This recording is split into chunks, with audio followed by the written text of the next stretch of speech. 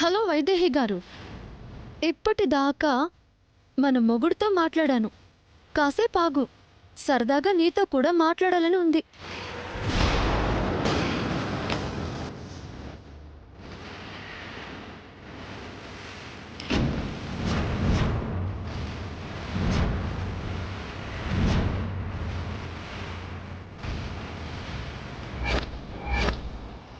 ఎందుకు నన్ను అనుమానిస్తున్నావు వైదేహి? వాళ్ళందరూ నన్ను నమ్ముతున్నారు కదా, నీకెందుకు నా మీద అనుమానం?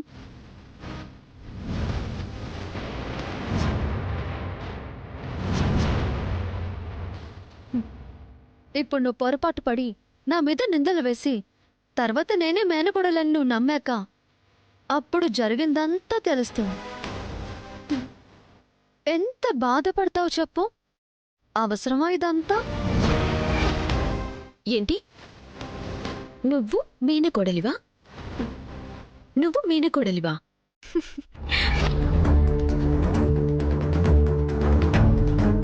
ఎవరిని పిచ్చి వాళ్ళని చేయాలని చూస్తున్నావు? ఇంట్లో అందరినీ నువ్వు మాయ చేయొచ్చు, కానీ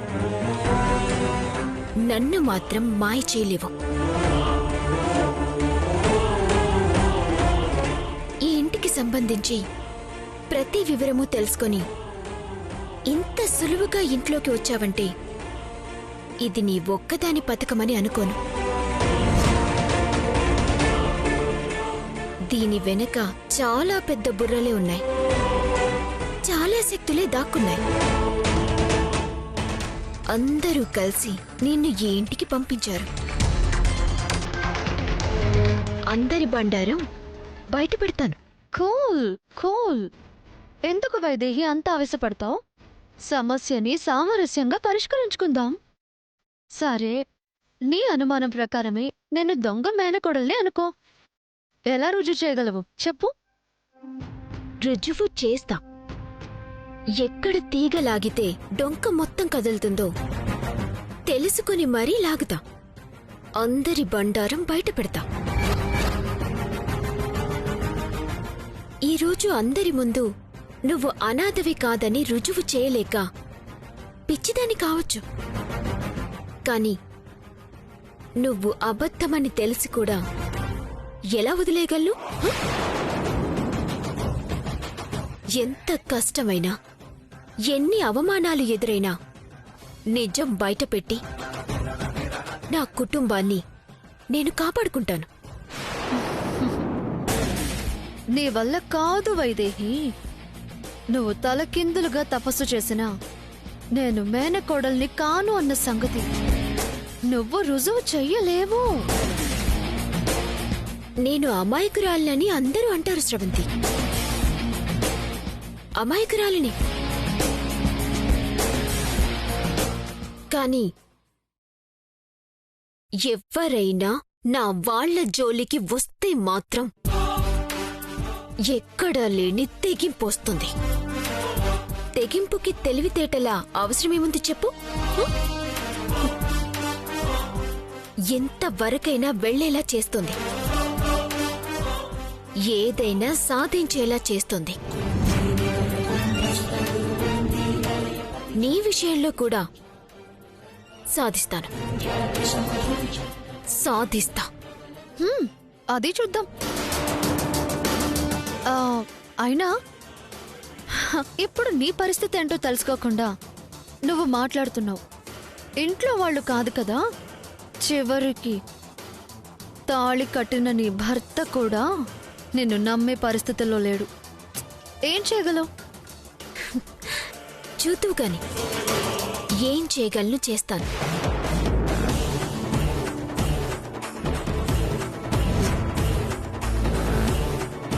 నువ్వే చూస్తావు కదా, తినబోతూ రుచెందుకు? ఆహా,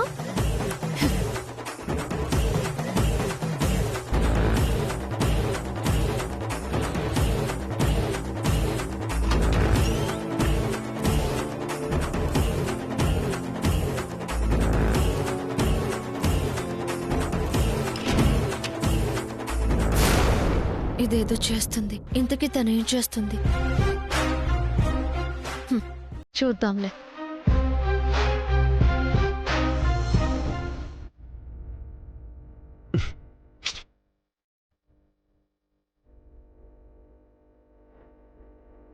యాండి ఏం ఆలోచిస్తున్నారు? ఇంట్లో ఉన్న ఈ సమస్యను దాటి ఆలోచనలు వేరే ఎక్కడికో ఎలా వెళ్తాయి కౌసల్య? నిజమేనండి. చిన్నప్పుడు ఏ మేనకోడలనైతే కోడల్ని చేసుకోవాలి అని ఆశపడ్డారు, తను తిరిగొచ్చింది. మన కోడలు వైదేహి ఉండనే ఉంది. ఈ సమస్యకి పరిష్కారం ఏంటో తేలేదాకా అందరికీ ఆందోళనగానే ఉంటుందండి. ఆ పరిష్కారం కోసమే నేను ఎదురు చూస్తున్నాను కౌసల్య. కానీ అంతకన్నా ఆందోళన కలిగించే విషయం ఏంటంటే, స్రవంతి మీ మేనకోడలంటే వైదేహి నమ్మడం లేదండి. తను కాదు అని రుజువు చేయడానికి అన్ని రకాలుగా ప్రయత్నిస్తోంది. అంటే స్రవంతిని ఇంట్లో నుంచి పంపించేయాలన్న ఉద్దేశం తనకున్నట్టే కదా. అయినా స్రవంతే మేనకోడలని మనం అందరం నమ్ముతున్నాం కదా. వైదేహి ఎందుకిలా చేస్తోంది? ఎక్కడ తన భర్త తనకి కాకుండా పోతాడన్న భయంతో ఇలా చేస్తుండొచ్చు. కానీ స్రవంతికి దేవాంశ్ చిన్నప్పుడే తాళి కట్టేశాడు కదండి. స్రవంతికి కూడా హక్కుంది కదా. తన కోసం కూడా ఆలోచించాలి కదా.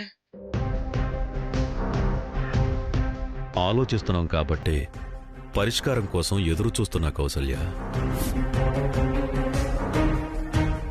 పరిష్కారమా? ఎప్పుడు తెలుస్తుంది? రేపే కౌసల్య.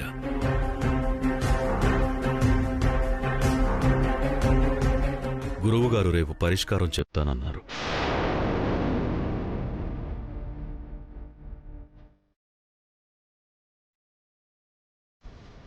ఆ పరిష్కారం ఏదైనా దాని ప్రకారమే నడుచుకోవాలి కదండి. అవును కౌసల్య. ఇంతవరకు మన కుటుంబానికి సంబంధించి గురువుగారు ఏ నిర్ణయం తీసుకున్నా అదే పాటిస్తూ వచ్చాం. ఈ ఇంటికి ఏది అవసరమో ఏది అవసరం లేదో గురువుగారికి తెలిసినంతగా ఇంకెవ్వరికీ తెలీదు.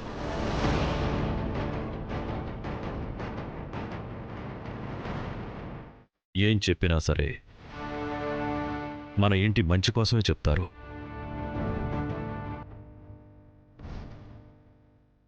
ఆయన చెప్తే ఆ దైవమే చెప్పినట్టు నిజమే చెప్తారు. న్యాయమైందే మాట్లాడతారు. ఆయన మాటే మనకి వేదం. ఇంట్లో అందరూ దాన్ని శిరసావహించాల్సిందే.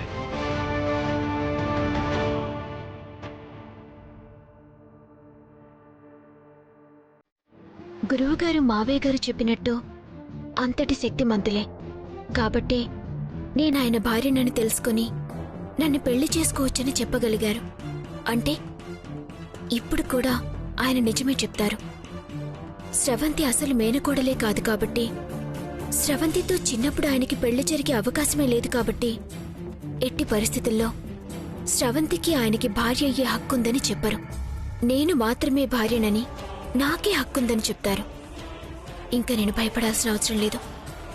ఆ దేవుడే గురువుగారి రూపంలో నాకు అండగా వస్తున్నారు. కాబట్టి ఈ విషయం గురించి ఆందోళన చెందాల్సిన అవసరం లేదు. రేపు గురువుగారు పరిష్కారం చెప్పే వరకు ప్రశాంతంగా ఉండు చాలు.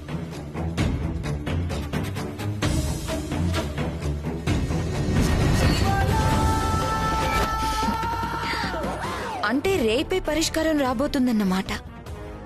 ఎవరి వైపు చెప్తారో, వైదేహినా శ్రవంతియా? Very interesting concept.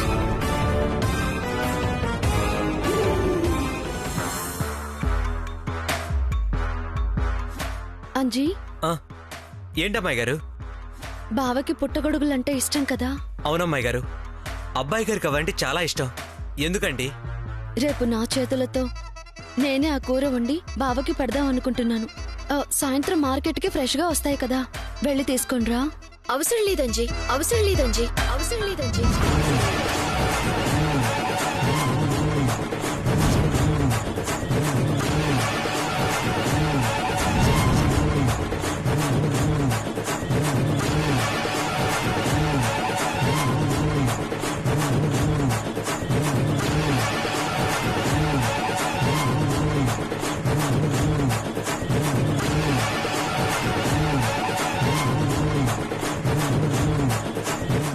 అదేంటి అమ్మాయి గారు, అబ్బాయి గారికి పుట్టగొడుకులంటే చాలా ఇష్టం కదా.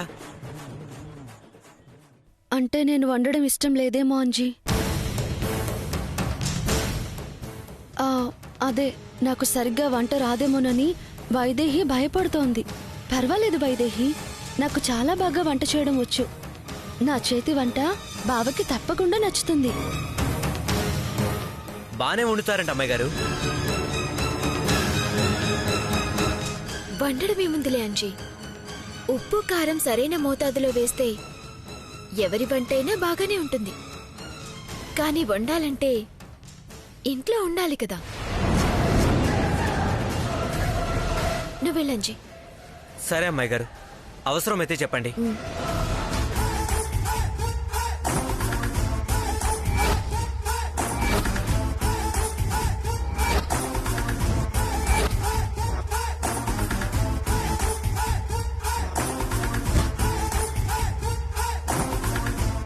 ఏంటి వైదేహి, ఇంట్లో ఉండాలి కదా అంటున్నావు? బావరేపు ఇంట్లో ఉండట్లేదా? బయటికి వెళ్తున్నాడా? బయటికి వెళ్తుంది ఆయన కాదు, నువ్వు. రేపే ఇంట్లోంచి శాశ్వతంగా బయటికి పోవచ్చు. నేనా? ఇంట్లోంచి వెళ్ళిపోవడమా? పగటి కలలేమైనా కంటున్నావా వైదేహి? కాదు, పట్టపగలే నీకు చుక్కలు చూపించబోతున్నాను. ఇప్పుడు నువ్వు మేనకోడలు కాదని తెలిసినా రుజువు చేయలేను అన్నావు కదా. ఆయన్ని లాగేసుకుంటాను అన్నావు కదా. నువ్వు ఆయన్ని లాక్కుంటావో నిన్నే లాగి బయటికి పడేస్తారో రేపొద్దున్నే తెలిసిపోతుంది.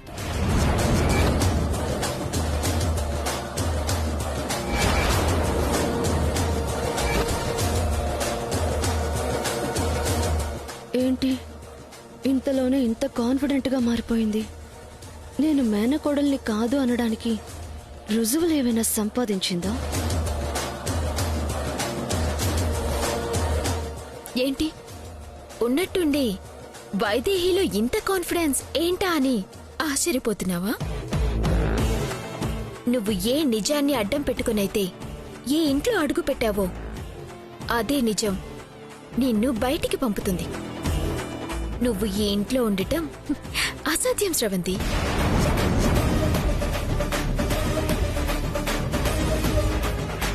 ఏంటి మాటలు రావడం లేదు?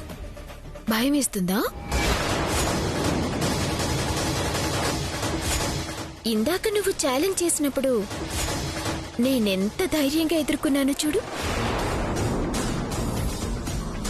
ఎందుకంటే నేను నిజం కాబట్టి. ఇప్పుడు నీకు భయం పుట్టుకొస్తుంది. అది ఎందుకంటే నువ్వు అబద్ధం కాబట్టి. నేను అబద్ధం ఏంటి? ఎందుకులే వాదనలో అని ఊరుకుంటున్నాను. నాకేం భయం లేదు.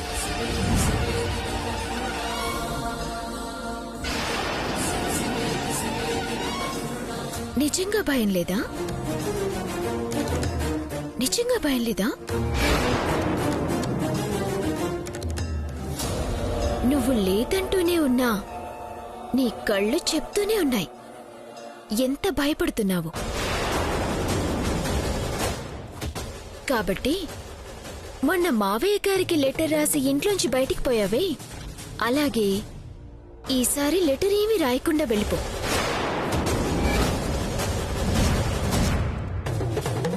నువ్వు వెళ్ళిపోతే మావయ్య గారు బాధపడతారని అస్సలు ఆలోచించకు. ఎందుకంటే నువ్వు అబద్ధమని రేపే తెలిసిపోతుంది.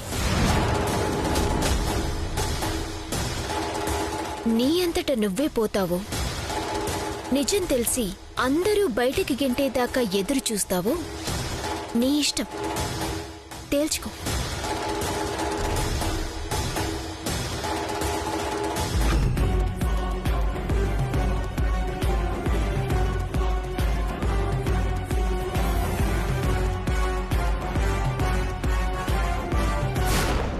అసలు దీని కాన్ఫిడెన్స్ ఏంటి?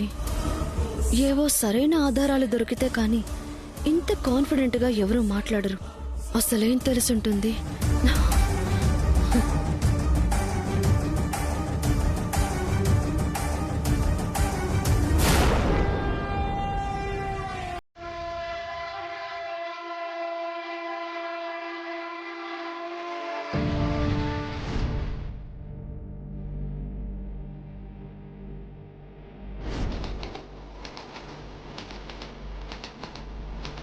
స్రవంతి మెడలో మంగళసూత్రానికి కారణం నువ్వే.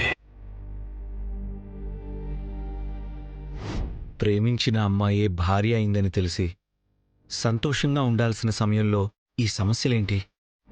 నన్ను ప్రేమించిన చెల్లెలి కోసం ఆలోచించి కొద్ది రోజులు దూరంగా ఉంది. తర్వాత తనే నా భార్య అని తెలిసినా నా తిక్కతో కొద్ది రోజులు దూరంగా ఉంచాను. ఇప్పుడిప్పుడే దగ్గరవుతున్నామనుకునేంతలో ఊహించిన ఈ సమస్య ఏంటి? అసలు నేనే ఇంత బాధపడుతున్నానంటే వైదేహి ఇంకెంత బాధపడుతుంటుంది, ఎంత నరకం అనుభవిస్తుంటుందో.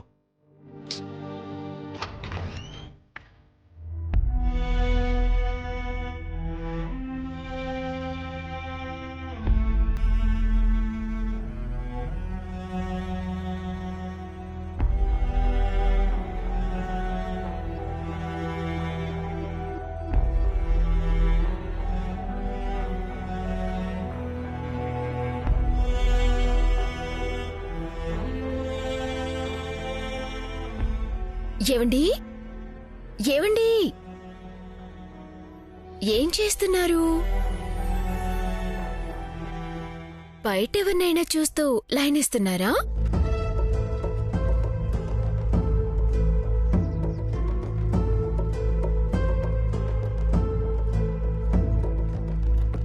అరే మాట్లాడరేంటండి? ఇలా ఉలుకు పలుకు లేకుండా ఉన్నారేంటి? ఏమైంది మీకు? ఎందుకింత దిగాలుగా ఉన్నారు?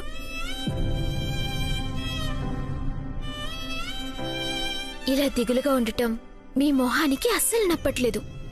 ఎప్పుడు నవ్వుతూ కాస్త అల్లరి చేస్తూ ఉంటేనే బాగుంటుంది.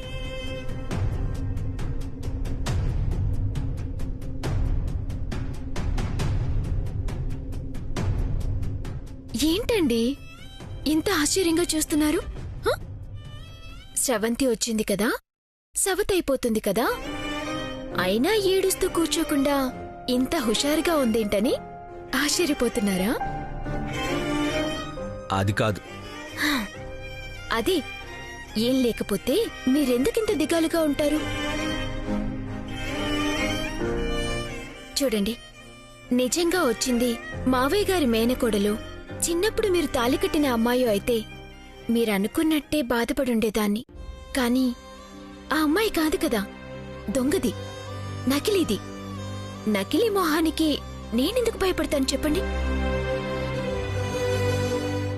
స్రవంతి అబద్ధం అనుకుని వైదేహి సంతోషంగా ఉండడం చూసి సంతోషించాలా, లేకపోతే స్రవంతి నిజమని తెలిస్తే జరగబోయే పరిణామాలు తలుచుకొని బాధపడాలా?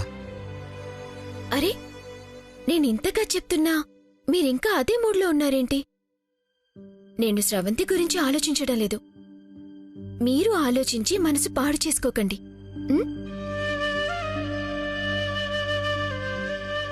అయినా ఇది చెప్పినంత తేలిక కాదు. పోనీ మీరా మూడ్ నుంచి బయటపడేలా ఒక చిన్న పందెం వేసుకుందామా? పందెమా? ఏం పందెం? పెళ్ళం పందెం అంటే హుషారుగా సరే అనకుండా ఏం పందెం అంటున్నారేంటి? అవునులే, ఓడిపోయే వాళ్ళు పందెం అంటే ఇలాగే భయపడతారు. ఏయ్, ఎవరు ఓడిపోయేది? ఛాన్సే లేదు. ఏ పందెమైనా గెలుపే ఇక్కడ. ఆహా, ఎంత గెలుస్తారో మొన్న పందెంలో చూశాం కదా. నేను చేసిన పని చేయలేక మొక్కబోర్లా పడ్డారు. ఏయ్, అది మాత్రం గుర్తు చేయకు. తింటానని లడ్డూ నోట్లో పెట్టి తినకుండా బయటికి తీసి తొండాడు. ఆటంటే అలా ఆట పట్టించినట్టే ఉంటుంది. మరి తెలివిగా ఆడి గెలవాలి నాలా. ఇంకా మీలో తెలివితేటలున్నాయన్న నమ్మకం మీకుంటే ఈ పందెం గెలవండి చూద్దాం. సరే, ఏ పందెం కాస్తావో కాయ్. ఈసారి గెలిచి పోయినసారి జరిగిన దానికి ప్రతీకారం తీర్చుకుంటా. సరే అయితే మీరు నన్ను ముట్టుకోకుండా ముద్దు పెట్టుకోగలరా?